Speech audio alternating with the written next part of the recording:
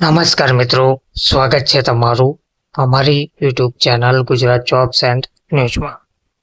મિત્રો, રાજ્ય સરકારના લાખો કર્મચારીઓ માટે સારા સમાચાર સામે આવ્યા છે. રાજ્ય સરકારના લાખો કર્મચારી કે જેઓ રોજિંદુ માનદ વેતન મેળવે છે, એટલે કે લઘુત્તમ માનદ વેતન મેળવે છે, તેમના પગારમાં વધારો જાહેર કરવામાં આવ્યો છે. 1 એપ્રિલ 2025 એટલે કે આજથી આ પગાર વધારો જાહેર કરાયો છે. તો હવે આજના વિડીયોમાં આપણે જોઈએ કે ભથ્થા સાથે સાથે પગારમાં કેટલો વધારો જાહેર કરાયો છે અને આ નવા દર ક્યારથી લાગુ થયા છે અને ખાતામાં કેટલી રકમ જમા થશે. તો રાજ્ય સરકારના કર્મચારીઓ માટે આ એક મોટા સમાચાર સામે આવ્યા છે. ભથ્થા અને પગારમાં વધારો જાહેર કર્યો છે. એપ્રિલથી નવા દર લાગુ થયા છે. લાખો સરકારી કર્મચારીઓ માટે આ એક ખુશીના સમાચાર છે. સરકારે પ્રતિબંધ હટાવ્યા બાદ સરકારી કર્મચારીઓના પ્રમોશનનો માર્ગ મોકળો થઈ ગયો છે. તો બીજી તરફ 1 એપ્રિલથી કર્મચારીઓને 7મા પગાર ધોરણ મુજબ ભથ્થાનો લાભ પણ મળવા લાગશે તેવું કહેવામાં આવ્યું છે.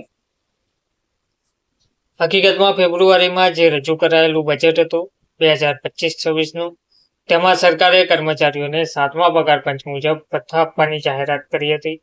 હાલમાં કર્મચારીઓને 6ઠ્ઠા પગાર પંચના આધારે ભથ્થા આપવામાં આવી રહ્યા છે.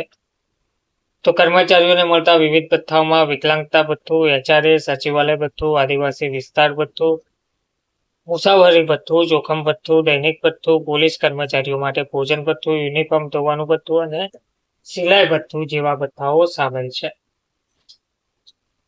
તો કર્મચારીઓને હવે આ ભથ્થા મળશે. હાલમાં 6ઠ્ઠા પગાર પંચની ભલામણો અનુસાર મધ્યપ્રદેશમાં અધિકારી કર્મચારીઓને મકાન ભાડું, HRA, મુસાફરી ભથ્થું, TA, ગણવેશ ભથ્થું, વાહન ભથ્થું આપવામાં આવે છે. એપ્રિલથી આ ભથ્થા 7મા પગાર ધોરણની ભલામણ મુજબ ચૂકવવામાં આવશે.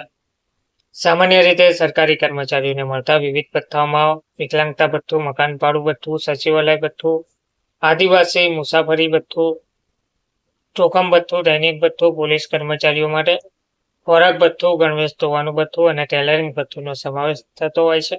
તો 7મા પગાર પંચ અનુસાર આ ભથ્થાના રિવિઝન થશે, જેના કારણે કર્મચારીઓને વધુ લાભ મળશે. તેમજ દૈનિક વેતન કામદારોના પગારમાં પણ વધારો થયો છે. માત્ર દૈનિક વેતન કર્મચારીઓના પગારમાં વધારો કરવામાં આવ્યો છે.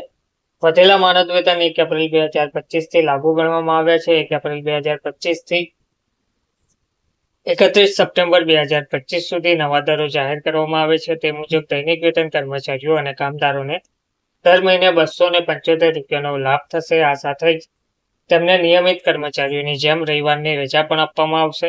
લેબર કમિશનના આદેશ હેઠળ આ વધારા પછી હવે આ કુશળ કામદારોનો પગાર 12,125 રૂપિયા પ્રતિ મહિને થઈ ગયો છે. અર્ધકુશળ કામદારનો પગાર 13,121 રૂપિયા પ્રતિ મહિને થઈ ગયો છે. કુશળ કામદારનો પગાર 14,840 રૂપિયા પ્રતિ મહિને અને ઉચ્ચ કુશળ કામદારનો પગાર મહિને રૂપિયા 16,070 જેટલો થઈ ગયો છે. ધન્યવાદ.